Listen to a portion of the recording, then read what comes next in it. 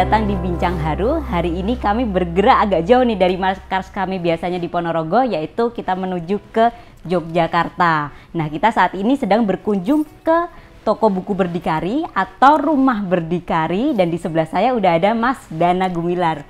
Apa kabar Mas Dana? Personal sehat. Oke Mas, semoga tetap selalu sehat ya Mas Dana ya.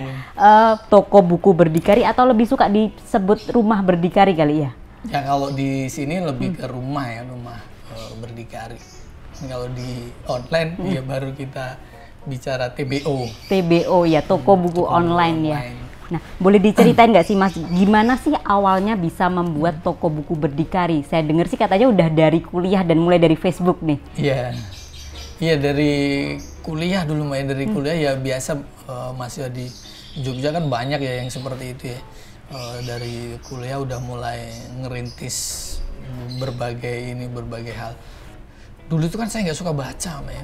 Oh, malah nggak suka ya? Iya, karena memang background saya memang bisa dibilang akses untuk ke buku sangat sulit ya. Akses di buku sangat sulit karena saya juga berasal dari hutan, bukan desa lain. Oh, Mas Dana ini bukan dari Yogyakarta. Bukan, jadi merantau. Nah, karena juga di kuliah juga aktif di organisasi kemahasiswaan. Nah, jadi itu kemudian memacu untuk banyak referensi yang harus saya baca. Nah, dari situ sebenarnya kemudian berinisiatif untuk membuka toko buku. Beberapa hal yang udah dicoba kok kayaknya fail gitu. Jadi kemudian nyoba di buku. Jadi awalnya memang hanya review-review singkat gitu di akun personal saya itu. Di akun personal saya hanya review-review singkat, dan kemudian karena banyak juga teman secara nasional juga berjejaring di Facebook, jadi awalnya ya mereka nitip gitu. Mereka nitip untuk beli di Jogja karena di Jogja cukup lengkap, cukup banyak. Nah, kalau hanya nitip nih lumayan juga nih sebenarnya. Just tip gitu ya, jasa titip ya? Awalnya. Nah, ini lumayan juga kalau bisa ambil margin di situ. Nah, ya dari situ kemudian saya berpikir untuk nyoba diulik ini gimana sih caranya jualan, caranya berbisnis buku, caranya maintain. Memang awalnya dari Facebook. Oke, ini menarik sih, karena sebenarnya kebanyakan yang saya tahu ya, orang membuka toko buku online karena pada dasarnya mereka itu suka membaca. Karena mereka suka membaca, mereka memilih buku-buku yang mereka suka, baru mereka jual. Tapi Mas Dana ini agak berkebalikan ya. Sudah mencoba beberapa hal, tapi ternyata baru buku yang kayaknya klop gitu ya Mas Dana ya. Oh, ternyata memang buku lebih dari sekadar hobi gitu. Justru buku malah melampaui itu, yaitu soal kebutuhan gitu. Makanya kami di Berdikari juga memiliki campaign sandang pangan bacaan gitu. Jadi bagaimana menyetarakan bacaan sesuai dengan kebutuhan. Jadi Mas Dana itu menemukan dulu manfaat buku, baru akhirnya menggeluti bisnis bukunya itu sendiri ya Mas ya. Itu pertama kali berarti Berdikari ini tahun berapa sih Mas? Tadi kan bilang waktu kuliah ya? Iya, tahunnya 2014. 2014 berarti sekarang udah 7 tahun, jalan 7 tahun ya. Oke. Konsep Berdikari sendiri ini sebenarnya seperti apa? Kita awalnya di online, Mei. Awalnya di online karena memang keterbatasan beberapa hal, jadi kita bisa mulainya hanya di online. Secara konsepnya waktu itu memang kita mengemudahkan teman-teman di daerah karena memang posisi kita di Jogja, jadi kita mencoba untuk memudahin teman-teman lewat online. Dan secara konsep genre buku yang akan kita ini kan waktu itu juga sesuai selera saya, selera konsumsi bacaan saya gitu. Berarti waktu itu masih Mas Dana satu orang aja atau sudah ada staff? Belum. Waktu itu benar-benar awal mulai cuman saya sendiri di kos kecil itu di daerah UPN waktu itu. Dan ya semua hal dari hulu sampai hilir ya saya sendiri semua. Makanya kemudian baru udah berjalan beberapa bulan, beberapa tahun kemudian ini oke nih gitu. Ya baru saya ajak beberapa orang untuk bantu dan lain sebagainya. Nah, Mas tadi kan bilang baru setelah beberapa bulan kerasa oke. Yang dimaksud dengan oke itu saat memantapkan saatnya ini mengembangkan berdikari nih, itu waktu kapan? List koleksi buku saya makin banyak gitu. Oh gitu. Dengan saya menginisiasi toko buku, kemudian koleksi saya makin meningkat, kemudian menyemangati saya kan untuk apa namanya, untuk gimana ngembangin, karena juga teman-teman di online juga sudah mulai udah mulai ada lah gitu. Udah ada beberapa yang kemudian beli melalui jejaring Facebook. Waktu itu Instagram belum terlalu efektif di Facebook. Ya udah, kemudian saya berpikir untuk gimana nih menguliknya, memulainya, nge-maintainnya biar lebih efektif dan lain sebagainya. Ya dari situ kemudian saya berpikir untuk buka di Instagram, di website dan lain sebagainya. Gimana sih Mas Dana memutuskan untuk memilih buku yang akan dijual? Karena kan penerbit di Indonesia sebenarnya ada banyak banget ya. Jadi untuk hari ini bisa dibilang kita lebih ke supplier, lebih ke penerbit, ngelirik penerbit, bukan lagi judul, tapi ngelirik ke penerbit. Kalau penerbitnya kemudian mau diajak ke kerjasama, mau kita jualkan, ya ayo gitu. Toko buku Berdikari ini di awalnya online dan di awalnya dari kos-kosannya Mas Dana ya? Iya. Tapi sekarang kan udah ada tempat toko bukunya sendiri, udah ada kafenya. Ini mulai sejak kapan sih Mas ada seperti ini? Kalau ini mulai dari akhir 2018. 2018, 3 tahun ini berarti ya? Mau 4 tahun berarti. 4 tahun ya. Ya. Akhir-akhir 2018 itu. Memang awalnya kan di kos udah nggak muat koleksinya, terus pindah ke kontrakan, dan kontrakannya pun juga udah nggak muat. Baru kita pindah ke sini, dan pindah ke sini agak luas ya. Makanya kemudian kita kepikiran untuk space-nya ditambahin buat perpus. Waktu itu kafenya belum ada, dan kemudian ya requestan teman-teman juga, nih asik nih kalau bisa sambil ngopi. Nah kemudian juga kita nyoba bikinin mini cafe, mini kopi, yang penting ada kopinya gitu. Nah untuk ngedukung konsepnya memang rumah, jadi kita pun terkadang juga ngasih tahu ke teman-teman kalau datang ke sini juga nggak harus beli loh gitu. Ya, bisa, silahkan aja lihat-lihat gitu ya. Iya, Mas? kalau ada di perpus ya silahkan baca. Ada toko online juga ada toko offline. Dari Mas Dana sendiri lebih memilih mana sih Mas? Online atau offline, dan apa sih perbedaannya? Awalnya kita ngebikin offline yang bisa dikunjungin ini sebenarnya bukan perencanaan untuk ngebikin offline ya Mbak, karena memang kita didesain dari awal memang fokusnya ke online. Nah karena kemudian kenapa offline ini kemudian hadir, karena kita kan butuh gudang ya, kita butuh gudang, dan ya udah kita set gudangnya ala toko buku aja gitu. Jadi biar bisa dikunjungin juga, biar yang orang gudang juga enak juga ngambilnya. Jadi teman-teman juga bisa berkunjung. Karena kalau di set ala gudang, nanti teman-teman yang berkunjung juga kerepotan nyari susah ya, betul. bukunya. Karena sebelum pindah ke sini pun dari awal pun juga banyak teman-teman yang nanyain ada offline-nya nggak, ada offline-nya nggak gitu. Nah jadi ya sebenarnya sambil jalan aja, sambil jalan kita ini sebenarnya gudang ini sebenarnya ini gudang. Nah cuman kemudian berjalan makin ke sini kan kunjungannya juga membanggakan lah kira-kira gitu. Ya kemudian ya baru kita beneran set offline gitu. Fokusnya tetap di online ya. Tetap di online, tapi juga nggak harus memilih online atau offline. Oke. Dua-duanya jalan. Kalau sekarang ini kan toko buku online itu menjamur banyak sekali. Iya. Kayaknya beda banget waktu tadi Berdikari bilang udah mulai sejak 2014 ya. Nah, toko buku online tuh memang banyak, tapi saya ngerasa untuk mendapatkan pelanggan loyal itu kan sesuatu yang berbeda lagi ceritanya. Iya. Nah, Berdikari adalah salah satu contoh yang bisa bertahan sejak 2014 sampai saat ini. Boleh nggak sih Mas ceritain apa sih konsepnya atau tips and trik supaya bisa mempunyai pelanggan yang loyal?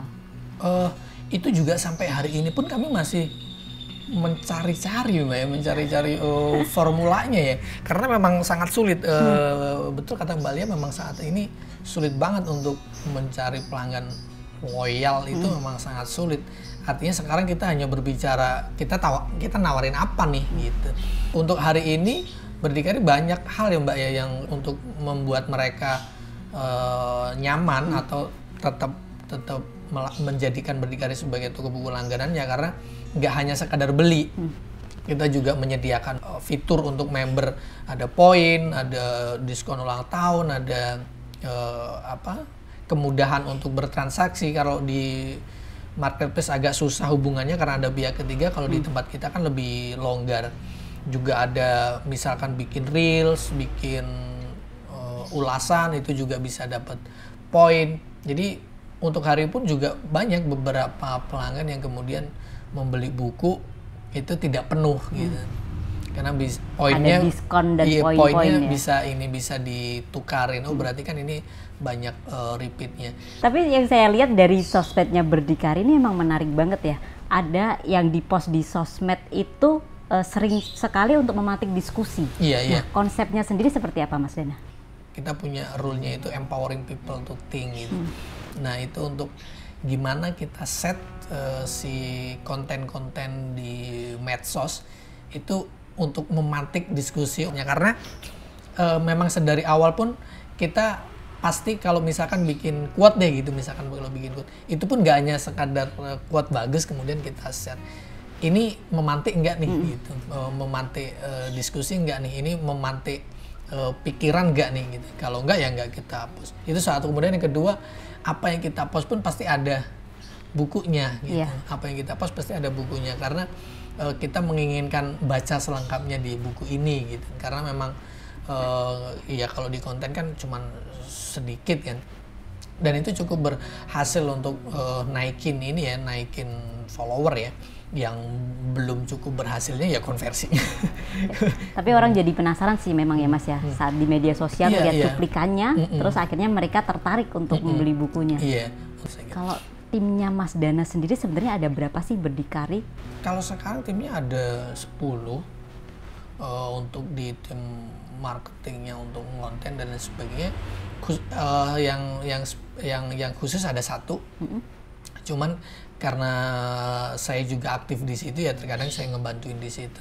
Setelah Mas Dana itu menjalani beberapa tahun ini, sebenarnya apa sih yang perlu dipersiapkan kalau misalnya ada orang yang pengen bener-bener saya mau terjun di bisnis toko buku online?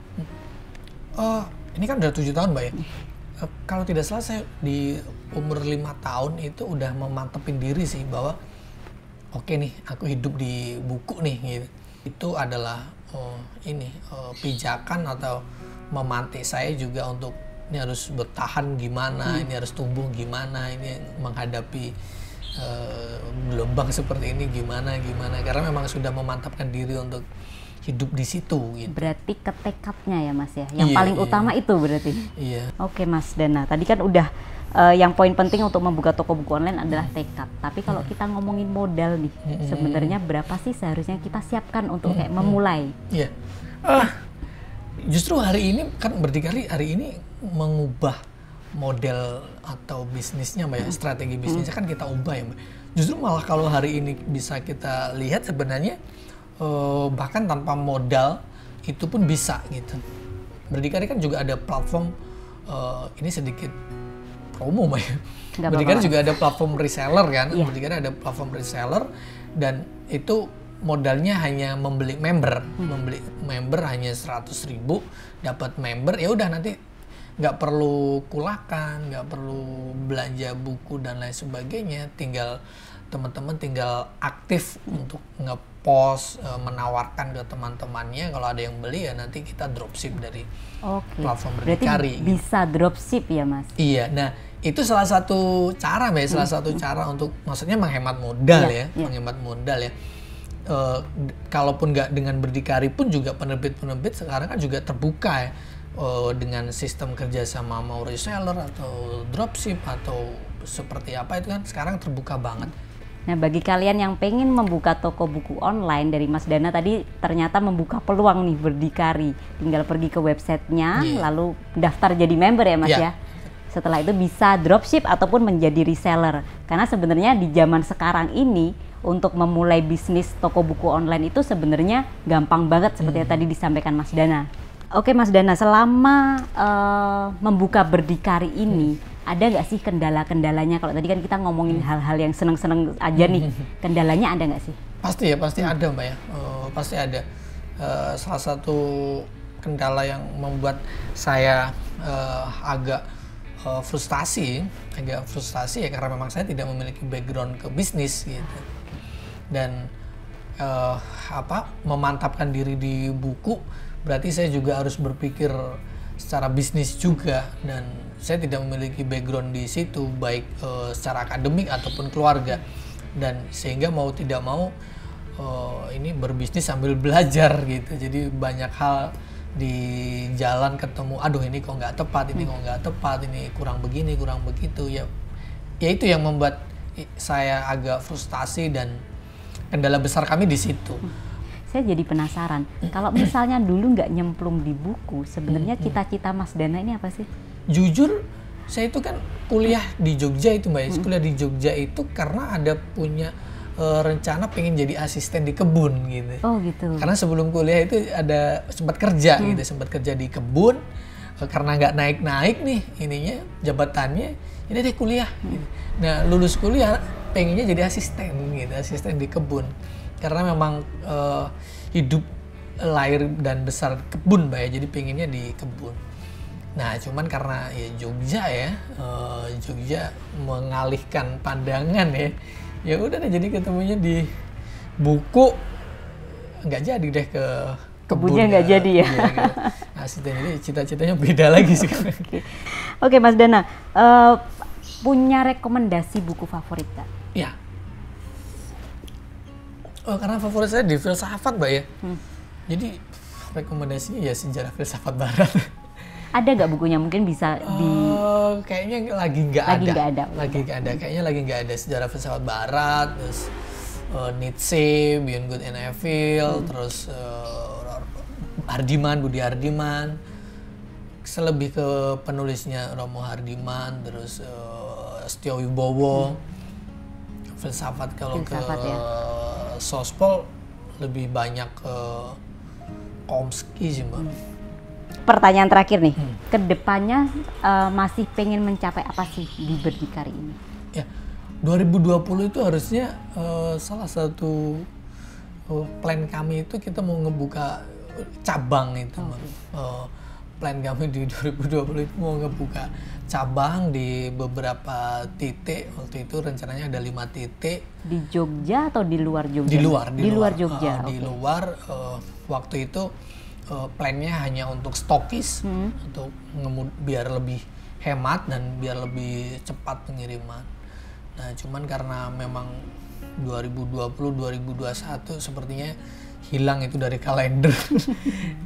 Terjadi ini gejolak, jadinya nggak jadi. Jadi plan ke depan juga masih itu. Kita sedang berusaha untuk ngebuka cabang. Kalau yang kemarin hanya untuk stokis, kita mau ngebikin beberapa titik ya memang dibikin seperti ini, rumah berdikari gitu. Berarti jadi ada offline-nya gitu ya Mas? Rencana kedepannya seperti itu. Sama kita masih tetap bercita-cita untuk ngembangin platform websitenya itu. Platform website, platform apps, karena appsnya kan yang sekarang kan hanya di Android Mbak ya. Yang di iOS belum ada lagi. Kalau dulu sempat ada, sekarang belum ada lagi. Sama project kalau ngomongin teknologi itu juga sekarang kita juga lagi bikin platform untuk community, komunitas sendiri gitu. Komunitas ini untuk pembaca, komunitas iya, pembaca berarti? Untuk pembaca ya ala-ala Goodreads. Jadi cuman kita perluas secara fiturnya ataupun ininya. Nah itu kita mau bikin itu, ini udah progresnya udah jalan, cuman ya pelan-pelan, nggak bisa seperti dulu lagi harus fast, harus cepat. Ini lebih pelan. Ini karena udah 1 tahun belum jadi. Semoga sih di tahun depan segera ada, karena menarik nih, ada rumah berdikari di kota lain, juga ada platform seperti Goodreads, itu pasti banyak ditunggu para pembaca di Indonesia. Karena memang di situ bisa bertemu ini, ada kemudahan akses antara penulis dan pembaca, antara penulis dan penerbit. Jadi memang benar-benar platform untuk komunitas. Oke. Terima kasih Mas Dana buat bincang-bincang hari ini. Banyak banget nih yang bisa kita dapatkan, mulai dari cara membangun bisnis itu sendiri, terus seperti sejarahnya Berdikari itu seperti apa. Semoga teman-teman bisa mendapatkan manfaat dari Bincang Haru kali ini, dan sampai jumpa di Bincang Haru selanjutnya. Dadah. Dari perkenalan tak sengaja dengan buku, Mas Dana Gumilar akhirnya sadar bahwa buku itu lebih dari sekedar hobi dan mendirikan Rumah Berdikari. Sandang, Pangan, Bacaan adalah kampanye dari Rumah Berdikari yang percaya bahwa buku adalah sebuah kebutuhan. Jika kamu mengunjungi Yogyakarta, jangan lupa sempatkan ke tempat ini dan rasakan kehangatan seperti di rumah sendiri.